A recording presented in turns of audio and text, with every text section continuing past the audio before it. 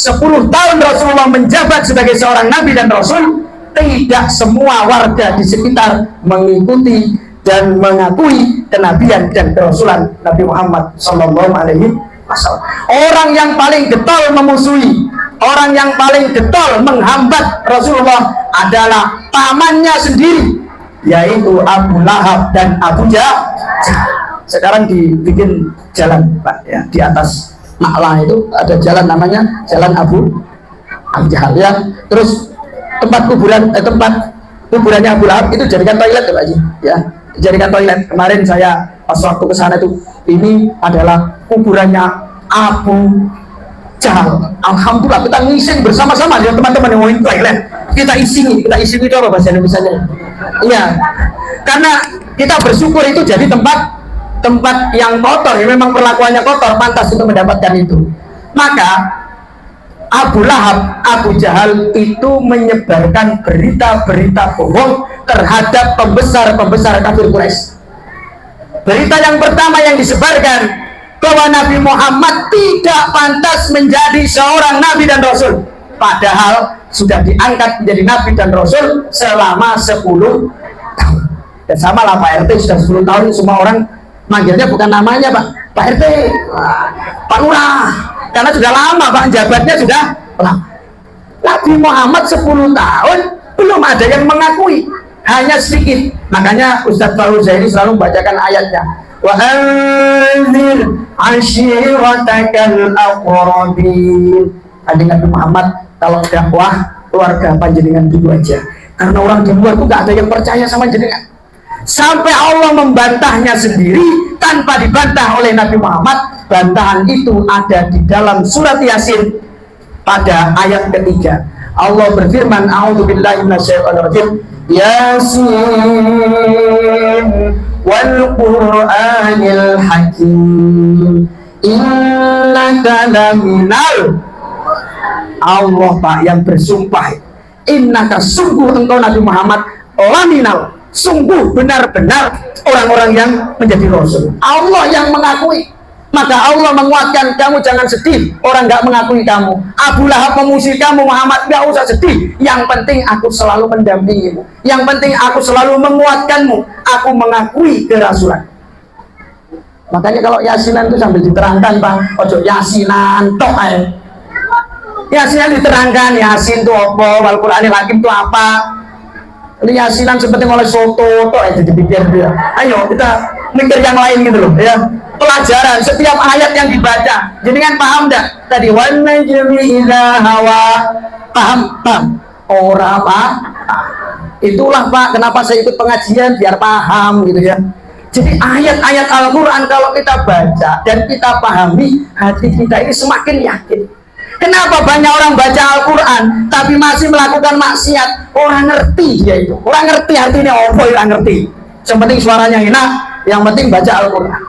Hanya membersihkan kotoran, tetapi tidak membekas sesuatu yang positif. Makanya kita perlu belajar memahami Al-Quran. Kalau belajar nggak bisa, ikut majelis, ikut pengajian. Dan saya berharap ini musola, kalau kepingin yang 2007 tadi lah Pak Haji, 2007, supaya nggak ragu lagi intinya, ya. Bikin majelis taklim, bikin majelis ilmu, dan ayo kita kembali pada diri kita sendiri. Ternyata bukan jamaah yang salah adalah etam seorang Pak. Kita belum mampu membaca keinginan warga, kita belum mampu menyuguhkan sesuatu yang disenangi warga. Lihat dakwahnya Rasulullah ketika mengenalkan etika cara makan kepada saudaranya yang bernama Ibnul Abbas. Ada hadis yang populer hadisnya. Ibnu Abbas itu kan masih kanak-kanak, anak TPQ loh, TPQ SD. Itu pola yang dibangun oleh Rasulullah. Pertama bukan paham, pertama senang. Bainama kuntu khalfa Rasulillah sallallahu alaihi wasallam. Ketika aku dibonceng oleh Rasulullah. Anak kecil itu kalau digonceng naik motor kan senang Pak, hatinya senang, oh diajak jalan-jalan, lalu diajak makan, jamuan makan kayak gini. Namanya anak-anak seusia, makanya kalau pengajian itu kan mesti rame anak-anak ya di masjid, sholat mesti rame kan, itu dunia mereka. Tapi kalau yang rame ini yang besar Pak, wah ini masalah. Berkali-kali saya sampaikan kemarin di RT-nya dengan di masjid. Anak-anak saat sholat itu bertengkar Pak di belakang.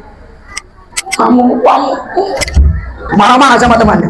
Habis itu salaman coba, berpelukan. Nah kalau kita Pak, warga RT sini, kalau sudah bertengkar tidak cocok sama tetangganya 7 tahun lebih tidak teguran, betul? Betul kan betul? Masih lumayan anak-anak ini. Maka kita harus lihat pola Rasulullah membangun itu kayak apa. Rasulullah itu senang itu.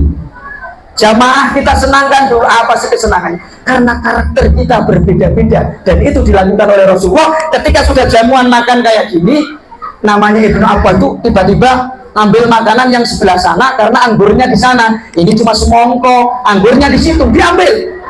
Apa kata Rasulullah? Ya gulam, wahai anak kecil atau Ibnu Abbas, samillah, baca bismillah dulu, jangan langsung comot aja. Wakul biyaminik, makan dengan tangan kanan, jangan tangan kiri, itu dari setan.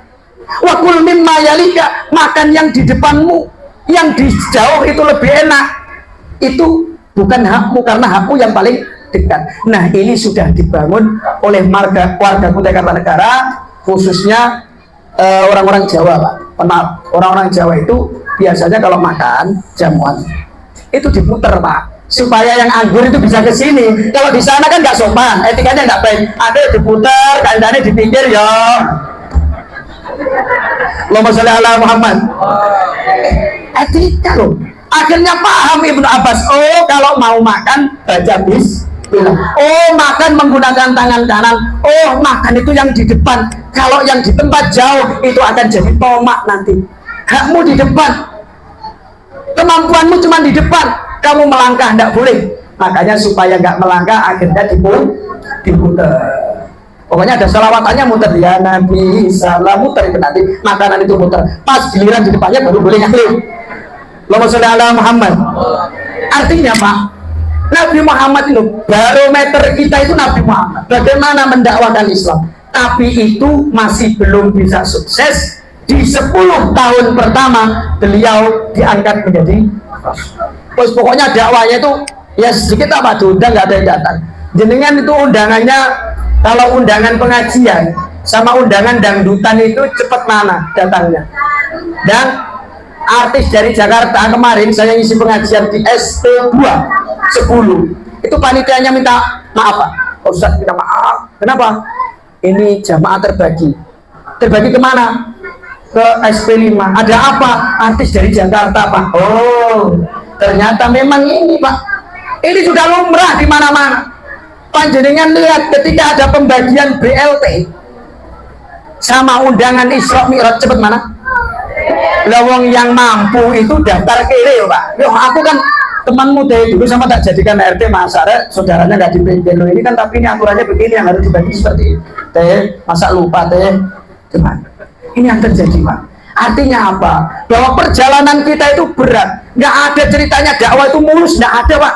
Dakwah itu harus berat, dan itu dialami oleh Rasulullah.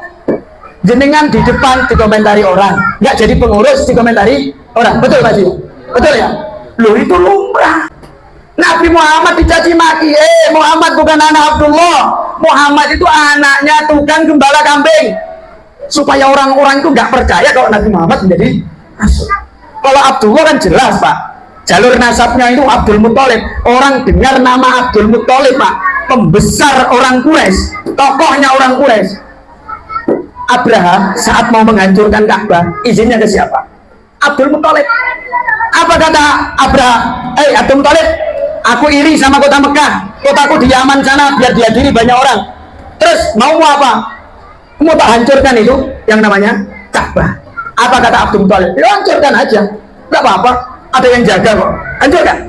Akhirnya benar dapat izin. Dulu itu perang itu dapat izin Pak, mau menghancurkan apa-apa dapat izin. Dapat izin dari Abdul Muthalib. Membesarkan apa yang diucapkan Abdul Muthalib diikuti oleh warganya, karena tokoh Pak Abdul Muthalib.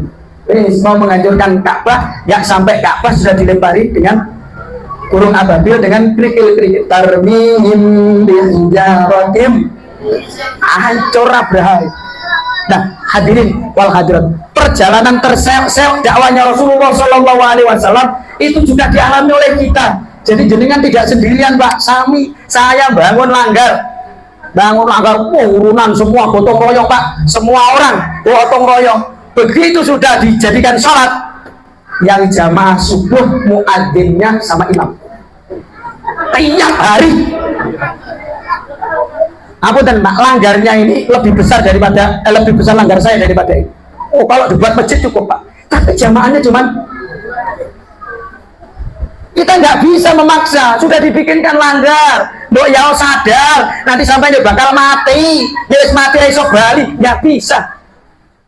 Kita belum mampu membuat sesuatu yang mereka paham tentang sesuatu itu dan merasakan kenikmatannya sendiri. Mereka membuktikan kalau nanti sholat dia tenang, kalau sholat dia ayem. Itu belum mampu Pak kita. Jadi kita masih cari polanya. Nah, kita belajar dari Isra Mi'raj. Nabi Muhammad juga belum menemukan pola itu. 10 tahun jabat belum ada yang percaya. Akhirnya Nabi Muhammad ditambah lagi kedutaannya, istrinya wafat. Tidak lama pamannya wafat. Lengkap penderitaan Rasulullah Pak. Kalau penderitaannya pembawa acara sih gak seberapa. Ini Rasulullah Pak, istrinya meninggal, lalu kemudian pamannya meninggal, sudah dibenci, dijauhi oleh warga setempat. Betul-betul terpuruk Rasulullah, terguncang kejiwaannya. Disinilah Allah Subhanahu wa Ta'ala kemudian mengajak Nabi Muhammad untuk bertemu empat mata dalam perjalanan Isra. Allahumma sholli ala Muhammad. Nih, awal kenapa ada Isra Mi'raj ya ini. Semua diawali dari susah Pak. Semua diawali dari masalah. Ibu-ibu punya masalah enggak? Punya masalah enggak? Suami masalah sama istrinya. Masalahnya apa? Cerewet Pak, bojoku sabar.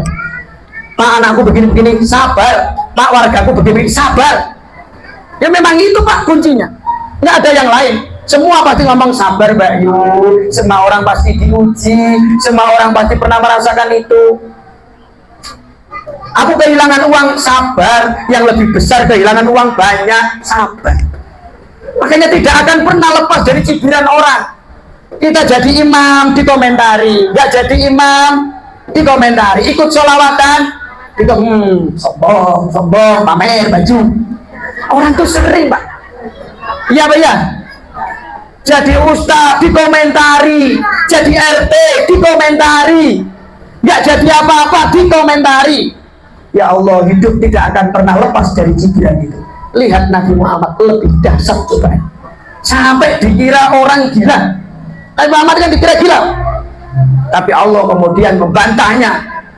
Allah kemudian membantah mereka bahwa Nabi Muhammad itu bukan orang gila. Al-Quran itu murni kalamullah, bukan bikinan Muhammad. Itu dibantah oleh Allah dalam juz Amma itu saja ada. Mama huwa alal ghaibi bidhanin, itu menceritakan bantahan Allah terhadap ocehan kafir. Jadi jangan nggak usah bingung Pak. Nanti Allah yang akan membuktikan. Nanti Allah yang akan membalas seperti halnya baginda Rasulullah Sallallahu Alaihi Wasallam. Singkat cerita, Isra Mi'raj berlaku. Nabi Muhammad diperjalankan oleh Allah. Pertama Nabi Muhammad disuruh berhenti di satu tempat yang Nabi Muhammad nggak tahu tempatnya mana, nggak ngerti. Padahal Nabi, padahal orang paling hebat, padahal pemimpin dua alam, Sayyidul Kaunain. Ustaz Fakhrul Jaini sering burdan Muhammadun Sayyidul Kaunaini was-Saqalain wal fariqaini min urbin wa min ajamin maulaya salli wa sallim da abada ala habib kullihim huwal habibul ladhi atuhu من الأول مقتحم يا ربي بلغنا قاصدنا وفر لنا ما مضى يا واسع الكرم. Nabi Muhammad sih penting-penting siap, sholat siap, 2 rakaat iya, sholat 2 rakaat. Ditanya kan Nabi Muhammad didampingi malaikat Jibril, Mikail, Wakila, Israfil. Ada riwayat mengatakan didampingi 3 malaikat inti. Malaikat inti itu kan ada 4. Malaikat Jibril, malaikat Mikail, malaikat Israfil, malaikat Israel. Tapi malaikat Israel gak ikut Pak. Ini karena bagian mencabut nyawa ya, bakal cabut nyawa kayak itu. Wes, singkat cerita disuruh sholat, ditanya Nabi Muhammad, tahukah anda di mana tadi anda sholat? Tidak tahu. Anda tadi sholat di tempat yang bernama Thaibah. Maka tim Habsyi pasti hafal, ya Thaibah, ya Thaibah, ya dawal ayana isabadane wal hawa nadana wal hawa nadana, ya Thaibah semuanya.